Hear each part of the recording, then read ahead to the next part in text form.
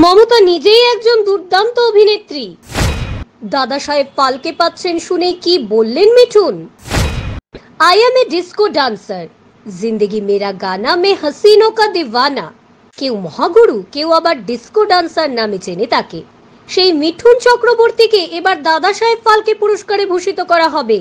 সোমবার সকালেই এই খবর জানা গিয়েছে। তারকা থেকে শুরু করে অনুরাগী প্রত্যেকেই প্রশংসায় ভরিয়ে দিচ্ছেন অভিনেতাকে। এবার তিনি পাল্টা প্রশংসায় ভরালেন মমতাকে। দাদা সাহেব ফালকে পুরস্কার পাচ্ছেন শুনেই প্রথমেই অভিনেতা বলেছিলেন, ফুটপাতের একটা ছেলে এত বড় সম্মান পাবে কখনো ভাবিনি।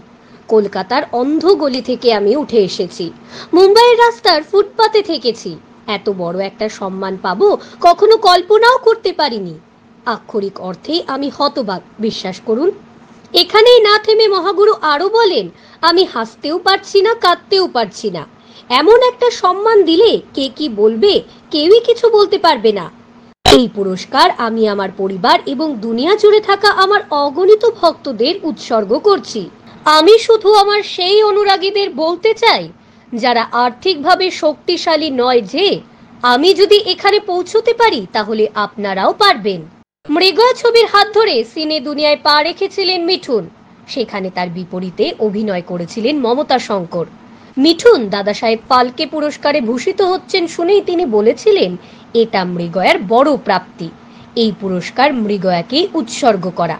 এ কথা শুনে মহাগুরু পাল্টা বলেন, মমতা নিজেই একজন দুর্দান্ত অভিনেত্রী, সেই জন্যই এত নম্র। এদিকে মিঠুনের দাদা সাহেব ফালকে পাওয়ার খবরে উচ্ছ্বাসিত টলিপাড়াও। প্রসেনজিৎ চট্টোপাধ্যায় থেকে শুরু করে ঋতুপর্ণা সেনগুপ্ত প্রত্যেকে এ বিষয়ে প্রতিক্রিয়া দিয়েছেন।